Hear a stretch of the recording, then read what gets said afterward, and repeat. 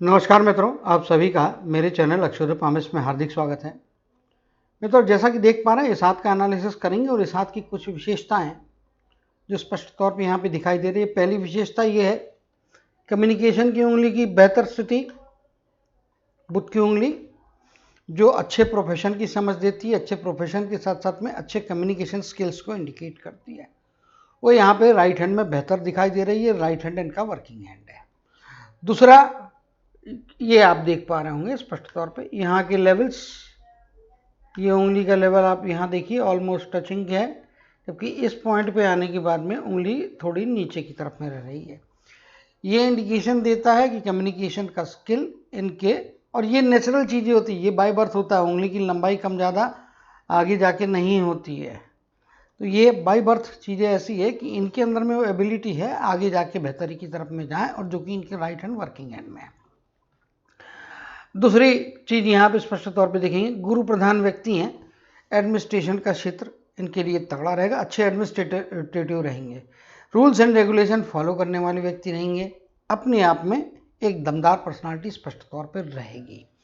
Nature के अंदर में कुछ रिजिडिटी यहाँ पे स्पष्ट तौर पे दिखाई दे रही है, लेकिन आगे जाके अंगूठे का हल्का सा कॉर्नर का वाला पार्ट ये पीछे की तरफ मुड़ता है, जो इंडिकेट कर रहा है कि थोड़ी बहुत फ्लेक्सिबिलिटी। लेकिन अगर मोटा मोटी तौर पे देखेंगे, दृढ़ निश्चयी और एक रिजिड पर्सनालिटी यहाँ पे दिखाई दे रही है।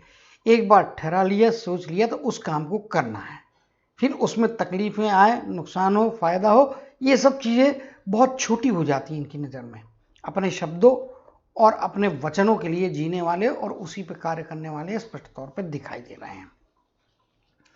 आगे अगला बात देखेंगे, यहाँ पे जिस प्रकार से इनकी माइंड लाइन है, माइंड लाइन इनकी यहाँ पे कर्वेचर लेती हुई है, और उसके ऊपर में जिस प्रकार से लाइन आ रही है, ये कुछ मानसिक तनाव या दबाव बढ़ाने की स्थितियाँ बना रही है इनके लेफ्ट हैंड में, यानी कि 50% इसकी संभावना है। बट इनका जो राइट हैंड अगर आप देखने को जाएंगे तो राइट हैंड अपने आप में बहुत मजबूत है, और इस प्रकार से स्ट्रेट फॉरवर्ड कम्युनिकेशन का यहाँ से बेहतर ही इनके नेचर को स्ट्रेट फॉरवर्ड ज़्यादा बेहतर बना रहा है, और ये अपने प्रयासों से अपने बलबूते पे ये चेंजेस ला रहे हैं। हालांकि बिना ईश्वर के आशीर्वाद की कोई चीज़ नहीं होती है। ये सौभाग्यशाली है कि इनको इस प्रकार का आशीर्वाद ईश्वर की तरफ से मिला है, जो कि इनको अच्छे लाभ कराता हुआ दिखाई दे रहा है। पर्सनालिटी इम्प्रूवमेंट, डेवलपमेंट समय के साथ साथ में, एज बढ़ने के साथ साथ में और बेहतर तरीके से कर पाएंगे। इनको वाणी में थोड़ी कटुता आने से बचना चाहिए। अगली बात यहाँ पे, जो कि मुझे मालूम है, अगर नहीं भी मालूम होती तो भी मैं बोलता, मंगल का ऋणात्मक क्षेत्र थोड़े एग्रेसिव प्रवृत्ति की तरफ में इंडिकेशन कर रहा है। एग्रेशन के साथ साथ में थोड़े गुस्से की मात्रा भी अधिक हो सकती है। गुस्से की अधिकता से बचना चाहिए। ऐसे व्यक्ति कभी किसी से दबते नहीं, कभी किसी के इन्फ्लुएंस में नहीं आते, साहसी व्यक्ति होते हैं, शूरवीर व्यक्ति होते हैं, और ऐसे लोग एडमिनिस्ट्रेशन के साइड में यदि जाते हैं तो ये जो गुरु का कॉम्बिनेशन है और ये मंगल के धनात्मक क्षेत्र का कॉम्बिनेशन है, जो निडरता है, ऐसे लोग आर्मी में, पुलिस में या एडमिनिस्ट्रेटिव साइड में अच्छे ऊंचे पद पे अच्छे सक्सेसफुल होते हैं। बहुत बढ़िया इनके अंदर में लीडरशिप की भी क्वालिटीज होती हैं, और गुरु प्रधान व्यक्ति हैं।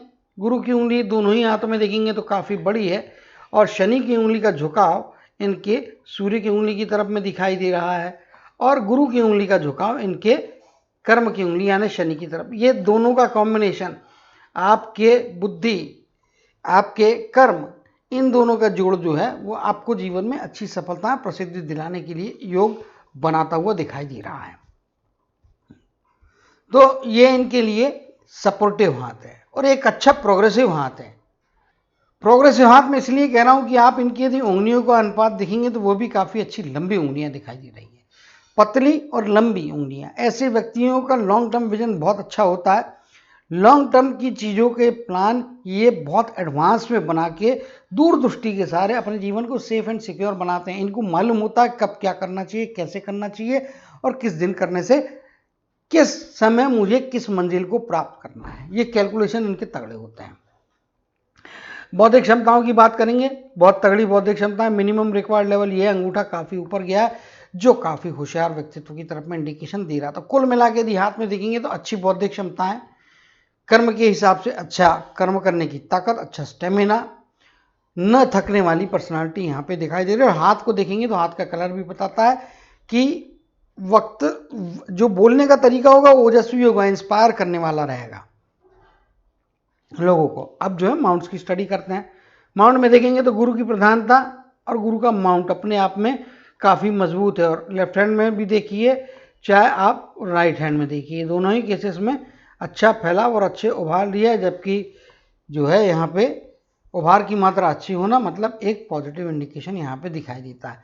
गुरु के माउंट के बाद में हम आगे चलते हैं और देखेंगे इनके शनि का माउंट क्या कह रहा है। तो शनि का माउंट शिफ्टेड है, सूर्य की उंगली के नीचे गया है। टोटल एरिया इस प्रकार से यहाँ पे तो काफ़ी अच्छा एरिया है, उभार भी अच्छा है। मेहनती व्यक्ति रहेंगे, 50% से ज़्यादा भाग में उभार की मात्रा यहाँ पे स्पष्ट तौर पे दिखाई दे रही है शनि के माउंट में, जो इनको तगड़ा स्टेमिना यहाँ पे देगी। सूर्य का माउंट भी अपने आप में काफ़ी अच्छा और मजबूत है। अगर वीकनेस अगर मुझसे पूछी जाए तो थोड़ी वीकनेस इनकी यहीं पे दिखाई दे रही है, हल्की कंपेरेटिवली, जो इनको इंडिकेट करे। इसको वीकनेस नहीं बोलूँगा, स्कोप फॉर इम्प्रूवमेंट बोलूँगा। वीकनेस कहना भी गलत हो जाएगा। अपने वाणी में स्पष्टता रखें, अपने कम्युनिकेशन में स्पष्टता रखें, आपको बहुत अच्छे उसके रिजल्ट्स मिलेंगे। बोलते समय थोड़ा पॉज लेके बोले, इमीडिएटली रिप्लाई करने के चक्कर में ना रहे। भले ही 4 सेकंड, 10 सेकंड, 30 सेकंड का एक्स्ट्रा वक्त लगता है तो वो ले ले, समय ले ले, लेकिन वो करेंगे तो पर्सनालिटी पे सोने पे सुहाग वाली बात हो जाएगी। यहाँ पे आप देखेंगे स्पष्ट तौर पे तो यहाँ पे इनका बुध का पर्वत भी अपने आप में उभार लिया है। इतना अच्छा उभार आमतौर पे होता नहीं है। यहाँ पे आप देखेंगे विवाह की रेखा यहाँ पे दिखाई दे रही है, जो इंडिकेट करती है वैवाहिक जीवन अच्छा रहेगा। पत्नी की तरफ से अच्छे लाभ यहाँ पे मिलते हुए दिखाई दे रहे हैं। मंगल का ऋणात्मक क्षेत्र ऑलरेडी बोल चुका हूँ, साहसी व्यक्ति हैं। मंगल का धनात्मक क्षेत्र बहुत ज़्यादा उभार नहीं है, थोड़ा फ्लैटनेस की तरफ में जाता है, तो पेशेंस कम रहेगा, इनको पेशेंस बढ़ाने की ज़रूरत है। फाइटिंग स्पिरिट अच्छा रहेगा क्योंकि मंगल का ऋणात्मक क्षेत्र तगड़ा है, निडर बनाता है, तो अपने आप लड़वैये रहेंगे, डरने दबने वाले नहीं रहेंगे, लेकिन पेशेंस कम रहेगा। थोड़ा पेशेंस में इजाफा करें, पेशेंस बढ़ाएं और थोड़ा शांति के साथ में चलें तो ज़्यादा अच्छी बात है। यहाँ पे आप देखेंगे शुक्र के पर्वत में तो कम से कम शुक्र के पर्वत में 2 से 3 यहाँ पे स्ट्रेचेस दिख रहे हैं। डीप थोड़ा यहाँ पे हो रहा है एरिया, बीच में लाइनें डीप बनी है, इंडिकेट करती 3 व्यक्तियों से गहरे जो है वैचारिक मतभेद होने की संभावना है। वैचारिक मतभेद रहेंगे, फ्रिक्शंस रहेंगे विचारों को लेके। परिवार के अंदर में 2 ऐसे व्यक्ति रहेंगे जिनके विचार इनसे मेल नहीं खाएंगे, तो इनको कंस्ट्रक्टिव वे में उसके तरफ में देखना चाहिए कि अगर इनके विचारों से मेल नहीं खा रहे तो उनके विचारों में क्या नयापन है, क्या कुछ अलग है जो इनके लिए एक ऑप्शन के तौर पे सपोर्ट कर सकता है। कंस्ट्रक्टिव वे में, पॉजिटिव वे में देखें तो ये अच्छी बात है। नेगेटिव वे में देखेंगे तो कभी कभी इसके कारण में तनावग्रस्त स्थितियाँ आ सकती है। पारिवारिक जीवन में शुरुआती दौर में, इवन मैरिज के बाद में भी थोड़े हिचकोले रहेंगे, थोड़े अप्स एंड डाउन्स रहेंगे, अनसर्टेनिटी रहेगी और बीच बीच में इस प्रकार की कई घटनाएं होती रहेंगी जिससे परिवार में तनाव या दबाव बढ़ेगा। लेकिन ये एक टेम्परेरी फेज रहेगी जो कि आते जाते रहेगी, इसीलिए चिंता की कोई ऐसी बहुत बड़ी बात नहीं रहना चाहिए, मगर सतर्क रहने की ज़रूरत है और अपने गुस्से पे काबू रखना इनके लिए इस पारिवारिक फील्ड के अंदर में लाभ दे सकता है। तो गुस्से पे काबू, एग्रेशन पे काबू जितना ज़रूरी है, जिस समय ज़रूरी है वो दिखाए तो वो आपको अच्छा रहेगा। अनावश्यक एग्रेशन और गुस्सा शत्रु बढ़ाता है। यहाँ पे 3 आपके विचारों के विरोधी ऑलरेडी हैं, उनकी संख्या और उनकी इंटेंसिटी ना बढ़े, इसके लिए आपको प्रयत्नशील रहना पड़ेगा। बाकी सामाजिक जीवन अच्छे दर्जे का यहाँ पे प्राप्त होता हुआ दिखाई दे रहा है। चंद्र का क्षेत्र अच्छा क्षेत्र है, कुछ इंप्रेशंस बने हैं, लेकिन अभी ये डार्क नहीं हुए हैं, चाहे लेफ्ट हैंड में कहिए और चाहे राइट हैंड में कहिए। दोनों ही केसेस में ये उतना जो है डार्क बनते हुए नहीं दिखाई दे रहे हैं। और एक बात और भी यहाँ पे कहना चाहूँगा कि चंद्र का क्षेत्र जब फ्लैट होता है, उसके अंदर में कुछ इंप्रेशंस होते हैं लेकिन वो पक्के नहीं बने होते, तो ये इंडिकेट करता है कि आगे जैसे आपके प्रयत्नों जैसी अप्रोच रहेगी उससे आपको बाहरी लोगों का साथ, समर्थन, सपोर्ट कैसा मिलता है वो आपको इससे निर्धारित होता है। लेकिन अभी की केस में यदि बाहरी लोगों का साथ एक्स्ट्राऑर्डिनरी नहीं है तो बाहरी लोगों का विरोध भी नहीं है। यात्राएं एक दो लंबी दूरी की होने की संभावना दिखती जो आपको फायदे कराती हुई यहाँ पे नजर आ रही है। जीवन में देखेंगे, जीवन सुख सुविधाओं से भरा रहेगा। साधन संपन्नता विद रिस्पेक्ट टू एज बढ़ने के आते रहेगी थ्रू आउट लाइफ। ये उसके लिए अपने जीवन को अच्छे स्तर को तरफ ले जाने के लिए ये प्रयत्नशील भी रहने वाले हैं।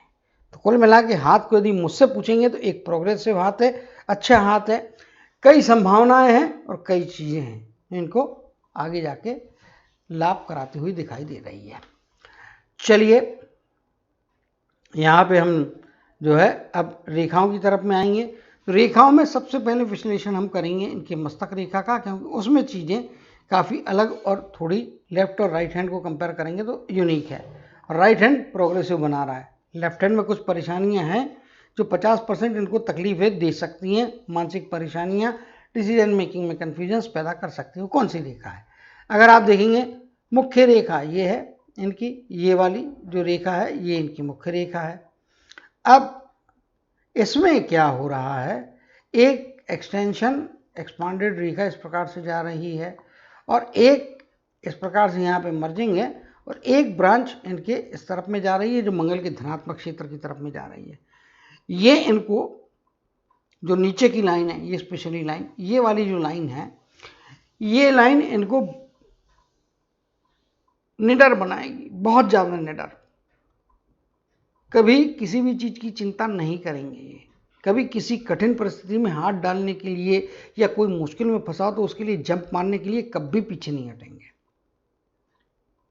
बहुत साहसी व्यक्ति रहेंगे और ऐसे व्यक्ति जो है, जैसा कि मैंने कहा है कि ऐसे व्यक्ति यदि सेना में जाते हैं, पुलिस में जाते हैं, कलेक्टर बनते हैं, मजिस्ट्रेट बनते हैं, तो ये बड़े बड़े घटनाओं को अनफोल्ड करने की ताकत रखते हैं। एडमिनिस्ट्रेशन के यदि बड़े पोस्ट पे बैठेंगे तो यदि कोई घटना दुर्घटना इनके सामने होती तो उसकी तह तक जाके उसको उजागर करने की अच्छी क्षमता इनको यहाँ पे प्रदान होती है। लेकिन ऊपर की ये जो रेखा है, ये रेखा इसमें डाउन हो रही है और यहाँ पे द्वीप की आकृति तो नहीं बन रही है, पूरी द्वीप नहीं कह सकते, लेकिन हाँ शेप कुछ उस टाइप का है। सो कभी कभी मानसिक तनाव या दबाव के कारण में स्वास्थ्य के ऊपर में विपरीत परिणाम आगे जाके ना हो, इसके लिए इनको सतर्क रहना चाहिए। और ख़ास तौर पे सेकेंड हाफ जो है सेकेंड हाफ में एक दो मौके ऐसे आ सकते हैं जो तनाव दे सकते हैं, तो उससे बचने की ज़रूरत है। बाकी यदि इसकी बात करेंगे तो ये स्ट्रेट फॉरवर्ड है, नेचर में स्ट्रेट फॉरवर्ड है। और अच्छाई ये है कि ये वाला जो पार्ट है, ये द्वीप वाला पार्ट और वो जो रेखा है वो इनके राइट हैंड में नहीं है, ना ही ये वाली रेखा है, ना इस प्रकार से आके ये आकृति यहाँ पे कुछ बन रही है। और ये फिश वगैरह नहीं है, तो अभी फिश के हिसाब से कोई यदि सोचें तो वैसा नहीं है। इसके कारण हमें थोड़ा साहस रहना चाहिए, लेकिन इनको कैलकुलेटिव। कई बार क्या होता है कि ये अपने जोश में, गर्मजोशी में बड़ी से बड़ी रिस्क लेने वाली जगह में अनप्रोटेक्टिव खुद का बचाव किए बिना वहाँ पे जंप मार लेते होंगे, तो वहाँ पे थोड़ा सतर्क रहना चाहिए, थोड़ा आगे पीछे का सोचना भी चाहिए और केयरफुल रहना चाहिए। हालांकि ये नेचर चेक में रहेगा, क्योंकि ये जो हैं ये दो रेखाएं, ये वाली एक्सटेंडेड और ये ऊपर की ये कर्वेचर वाली रेखाएं, ये इनके राइट हैंड में नहीं है। तो राइट हैंड में उन रेखाओं का न होना इस नेगेटिविटी से काफ़ी हद तक ओवरकम करने वाले व्यक्तित्व इनका बनेगा। स्ट्रेट फॉरवर्ड रहेंगे, सीधे सीधे मुंह पे बोलने वाले रहेंगे, एडमिनिस्ट्रेशन के लेवल में अपनी बौद्धिक क्षमताओं के बल पे काफ़ी आगे तक ये जंप मार के पहुँच सकते हैं। ये इनके लिए अच्छी बात है।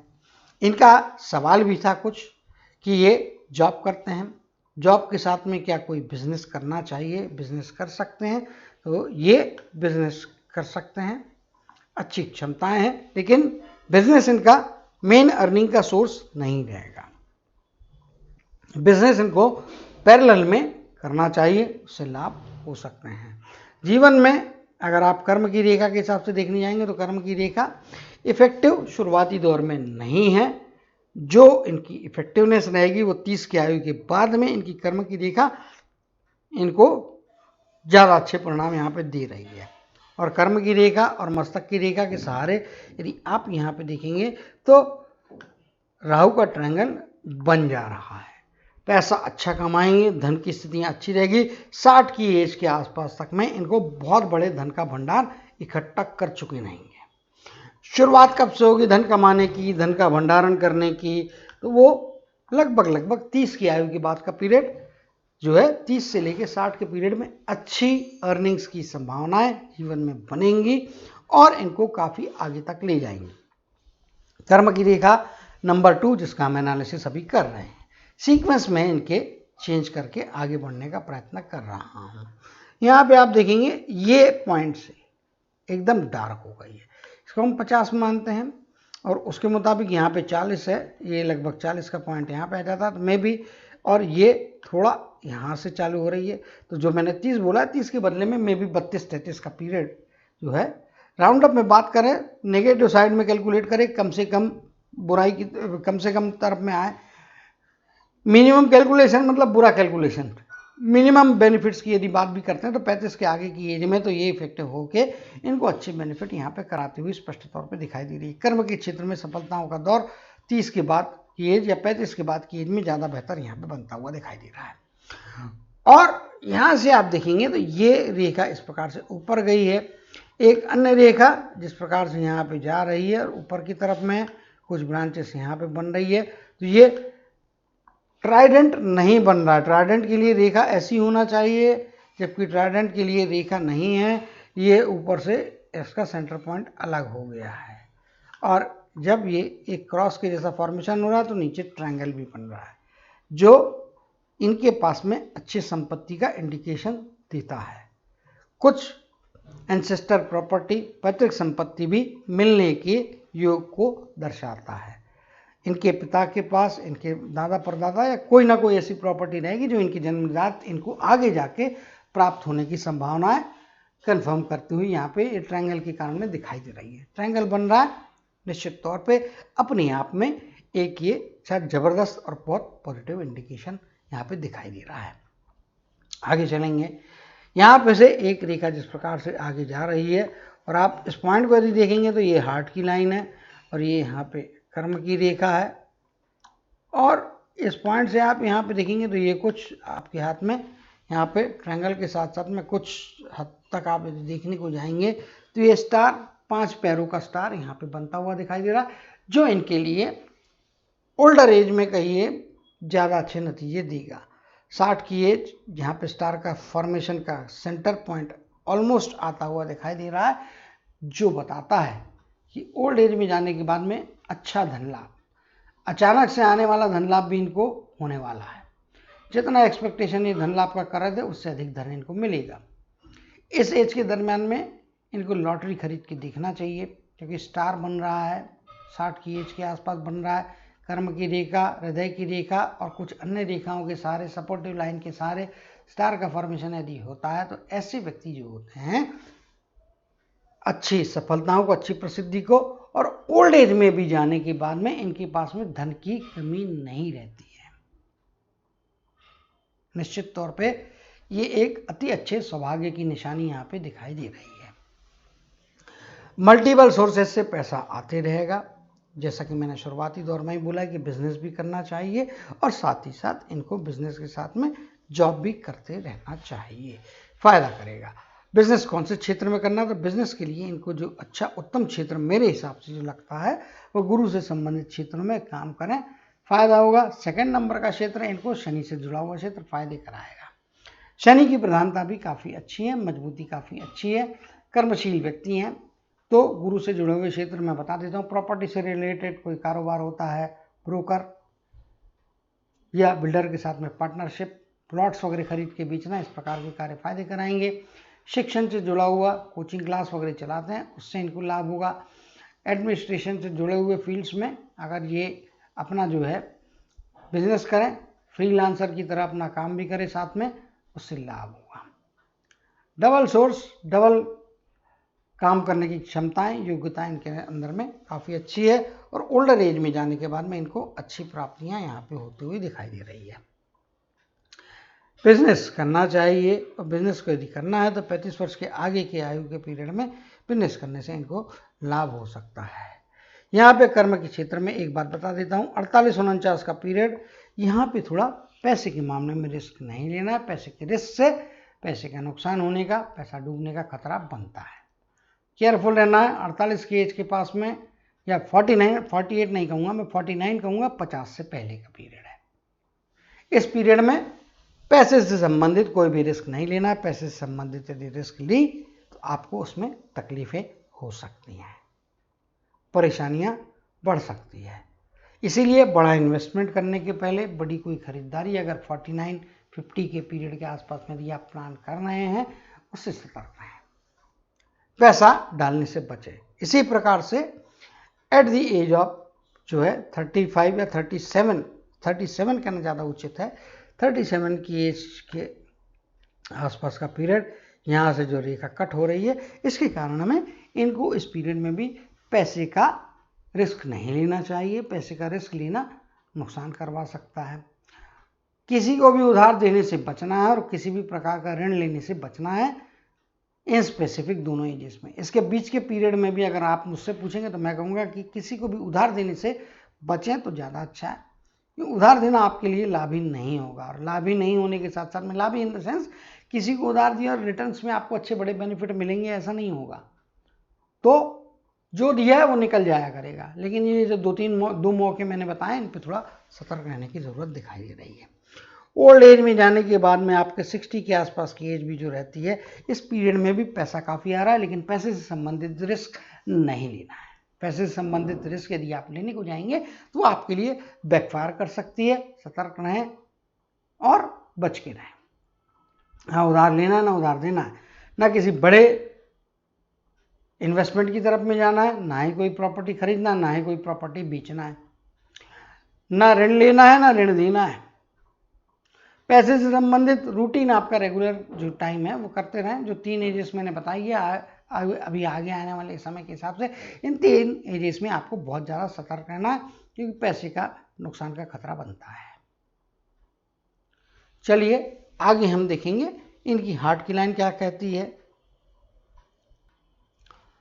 हार्ट की लाइन के हिसाब से जाएंगे तो हार्ट की लाइन कुछ इस प्रकार से यहाँ पे बनती हुई है और गुरु के पर्वत तक पहुँच रही है, शनि की उंगली के नीचे।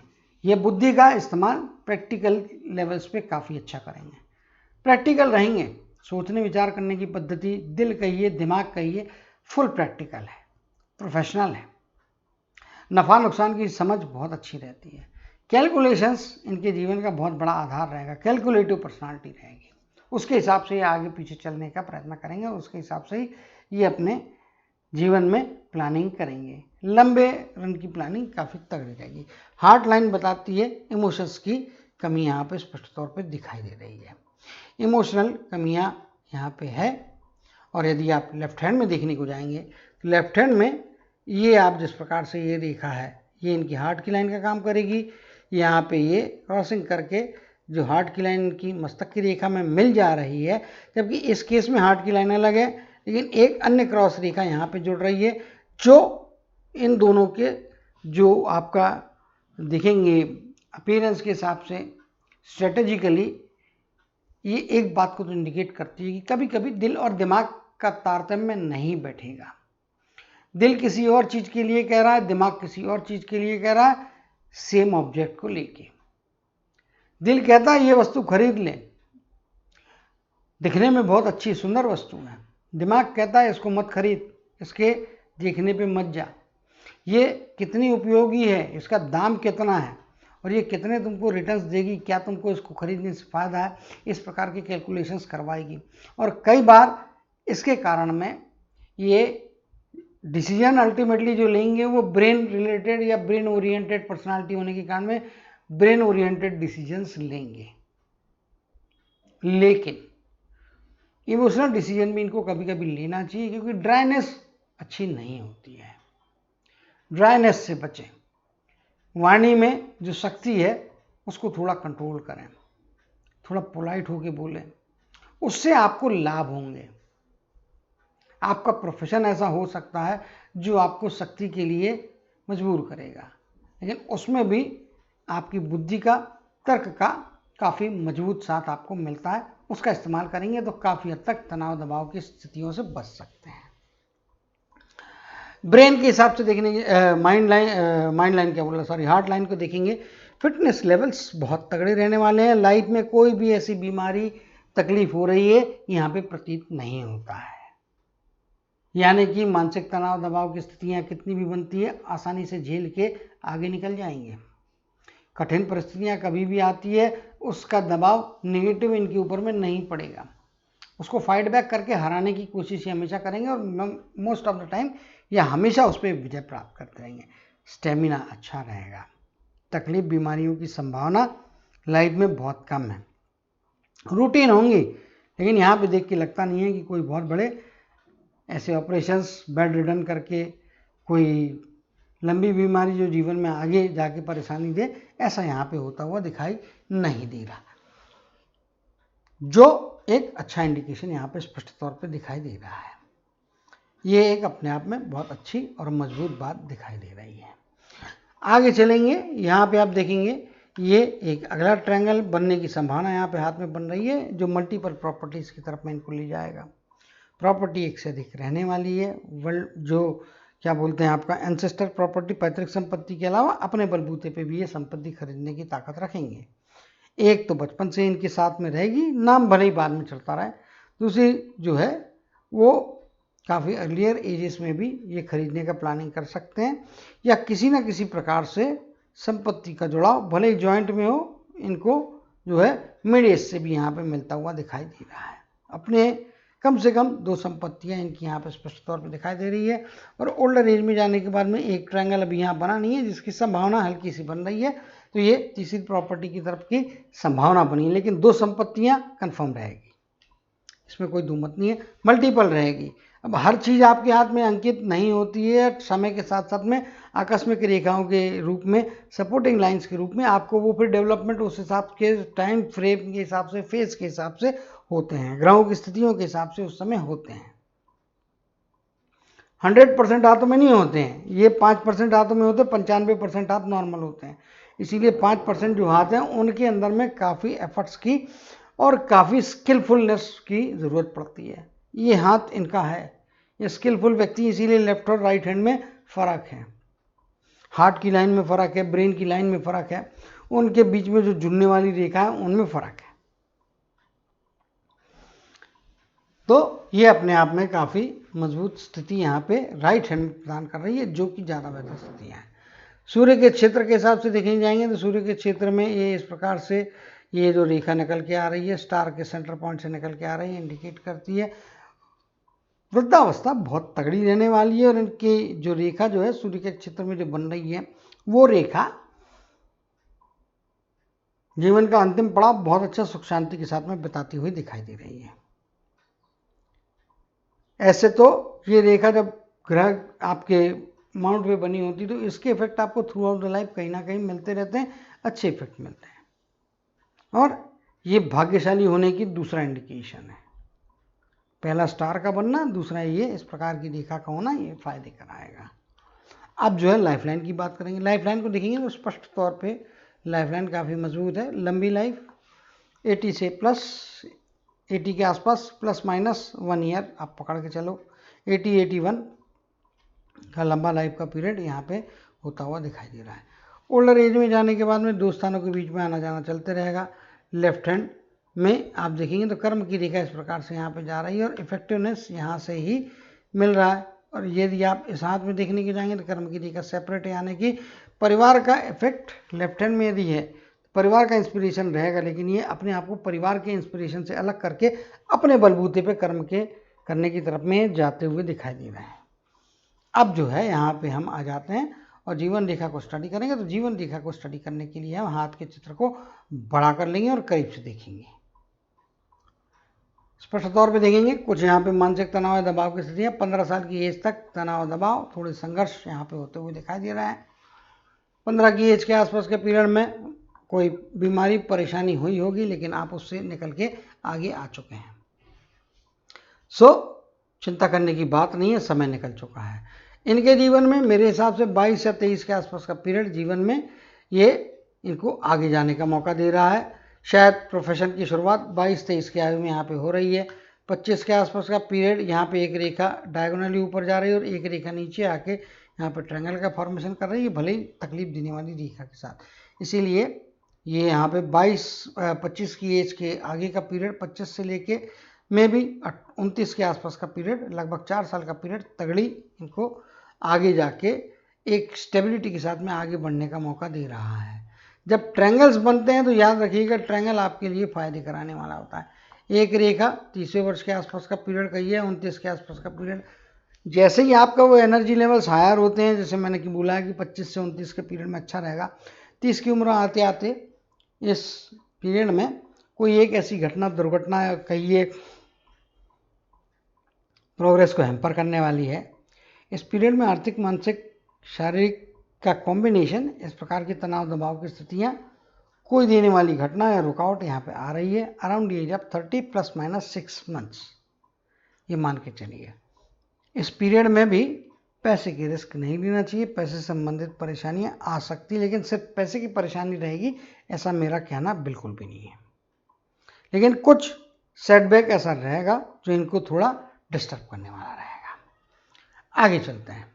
यहाँ पे आप देखेंगे 35 के आसपास का पीरियड, एक लंबी रेखा ऊपर की तरफ में जा रही है, और उसके बाद में आप यहाँ पे देखेंगे तो कुछ फॉगीनेस इस प्रकार का बन रहा है, जो इंडिकेट करता है कि कुछ तनाव दबाव की स्थितियाँ 35 से लेके तो मे भी जो है 35 क्या कहते हैं 36 के आगे के पीरियड में, 36 से लेके तो लगभग 38 के पीरियड तक में यहाँ पे कुछ तनाव या दबाव की स्थितियाँ बनेंगी, लेकिन आप उसको फाइट बैक करते हुए उस परिस्थिति को आगे इतने आसानी से निकलेंगे कि कई बार वो तनाव या दबाव आपको महसूस भी नहीं होगा, लेकिन था ये आपकी पर्सनालिटी की खूबसूरती रहेगी, ये आपकी पर्सनालिटी की स्ट्रेंथ रहेगी।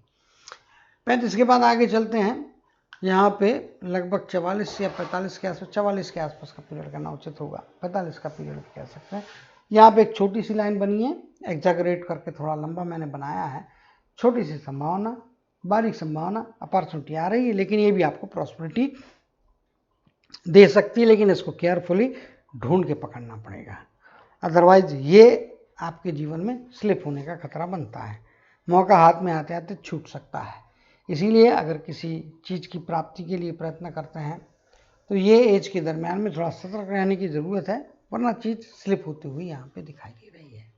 आगे देखेंगे एक हल्की सी लाइन अभी यहाँ पे बनी नहीं है, ये 10-5% ही कहूँगा मैं, जो बनने की प्रोसेस यहाँ पे हो रही है, कर्मों के हिसाब से आगे बन सकती है। और ये एज में भी 48 के आसपास की एज है, 47.5 के आसपास की एज, 44 तो वो ये 47 की एज के आसपास का पीरियड, यहाँ पे छोटा मौका आएगा आपको जंप लगवाने के लिए, काफ़ी सहायक साबित हो सकता है। दूर से देखने पे हमको जो 60 की एज लगी है वो लगभग यहाँ से इस प्रकार से मर्जिंग होकर ये लाइन निकल के जा रही है, ये लगभग 58 की एज है। अच्छा पैसा और अच्छी प्राप्तियाँ यहाँ पे कराती हुई दिखाई दे रही है। आगे यहाँ पे आप देखेंगे तो एक मौका और जो बहुत तगड़ा नहीं है, लेकिन ये यहाँ से जिस प्रकार से आ रही है रेखा, ये द्वीप नहीं बना हुआ है, ये मैंने आकृति बनाने में ऐसी हो गई है। ये लगभग 68 की एज के आसपास का पीरियड है। इस पीरियड में भी कुछ ना कुछ प्राप्तियाँ, चूँकि रेखा थोड़ी फेड है तो ये आप खुद नहीं कर रहे हैं, ये आपको किसी दूसरे की तरफ से, परिवार के लोगों की तरफ से, बच्चों की तरफ से आगे जाके सपोर्ट मिलके फायदे की स्थितियाँ बना सकता है। इस एज के बाद में पैसा आ जाता है तो यहाँ पर ट्रैवलिंग की भी संभावना बन रही है, और फिर बचे हुए लाइफ टाइम जो रहेगा 68 के आसपास के पीरियड के आगे का पीरियड, 2 स्थानों के बीच में आना जाना करते रहना पड़ेगा। हो सकता है बच्चे दूर रहने गए हों, उनकी ज़रूरत, उनके सपोर्ट के लिए आपको जो है कई बार एक स्थानों से दूसरे स्थानों के बीच में आना जाना, आवक जावक करते रहना पड़ेगा। ये जिस प्रकार की कुछ रेखाएं बन रही हैं इंडिकेट करती है कि लॉन्ग टर्म के इन्वेस्टमेंट से फ़ायदा है, सेफ एंड सिक्योर वे में इन्वेस्टमेंट करें, शेयर मार्केट से बच के रहें, जुआ सट्टा से बच के रहें। हराम का पैसा आसानी से अचानक से आता हुआ सडन मनी आपके नसीब में नहीं है, उसके प्रयत्न ना करें, प्रयत्न करेंगे तो नुकसान का सामना होगा। यहाँ पे जिस प्रकार की ये रेखा बनी थी, मैंने बताया था, ये रेखाओं के कारण में कुछ लंबी दूरी की यात्राएं हो सकती हैं, लेकिन ये बीच की रेखा के आगे में अभी ये इंप्रेशन बना नहीं है, इसके लिए कानूनन कुछ तकलीफें आ सकती हैं। तो डॉक्यूमेंटेशन, पेपर्स, कानून के साथ की छेड़खानी करने से बचें, अदरवाइज मुश्किलात की स्थितियाँ बन सकती है। आज की डेट में संभावना 30% बनी हुई है, बाकी लाइन ऐसी कोई डार्क आगे जा नहीं रही है,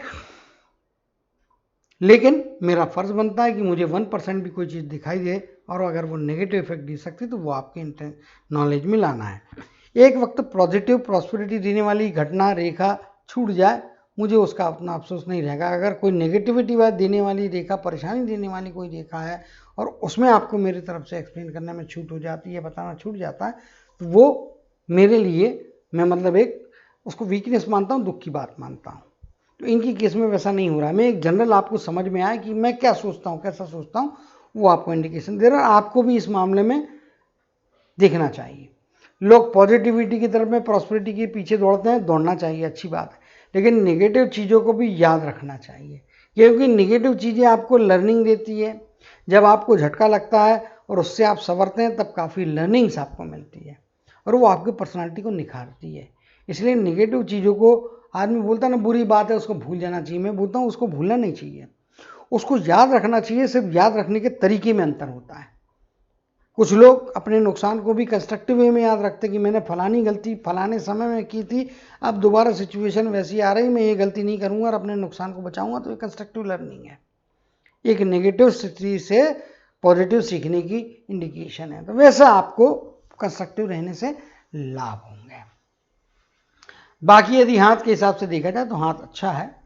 कुछ परेशानियां यहाँ पे ही थोड़ी बहुत मुझे दिखाई दे रही है, जो परिवार के साथ में डिफरेंस ऑफ ओपिनियन थोड़े गहरे कराती हुई दिखाई दे रही है। मतभेद रहें, कोई बात नहीं, मनभेद होने से बचने की आवश्यकता यहाँ पे स्पष्ट तौर पे दिखाई दे रही है।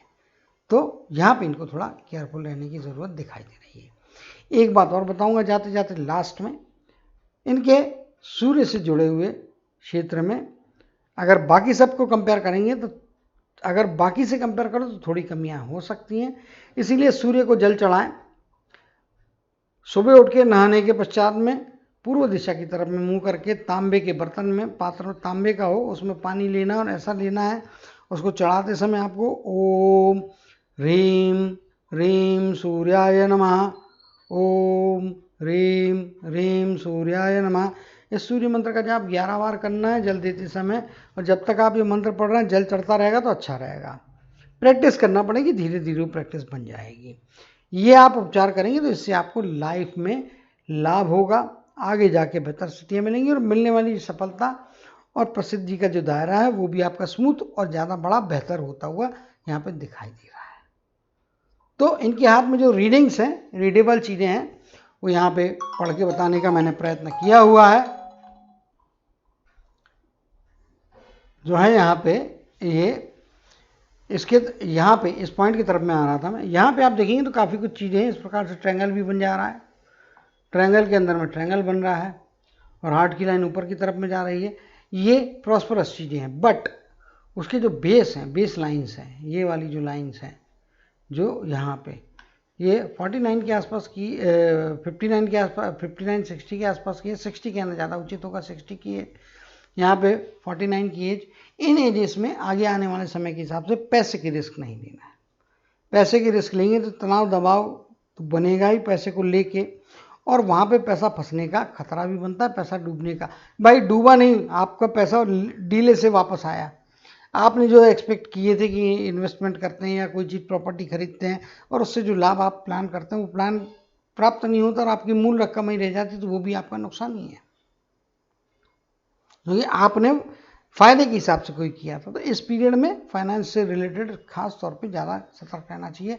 60 के आसपास की एज और 49 के आसपास की एज, इन दोनों एजेस में इनको बच के और संभाल के रहने की ज़रूरत यहाँ पर स्पष्ट तौर पे दिखाई दे रही है। तो आशा करता हूँ कि इन सारी बातों को ये ध्यान में रखेंगे और उसके हिसाब से अपने जो भी मैंने सुझाव दिए हैं, सुधार के सुझाव दिए हैं, वो उसके ऊपर में काम करते हुए ये निश्चित तौर पे जो है अपने जीवन में अच्छी सफलताओं को, अच्छे धन को, अच्छे पारिवारिक सामाजिक जीवन का आनंद लेते हुए हमेशा प्रॉस्पेरिटी की तरफ में आगे बढ़ते रहेंगे। इसी कामना और आशीर्वाद के साथ जय श्री कृष्ण, जय जय शनिदेव कहते हुए इनके हाथ के एनालिसिस को समाप्त करते हुए आप सभी से विदा लेता हूँ।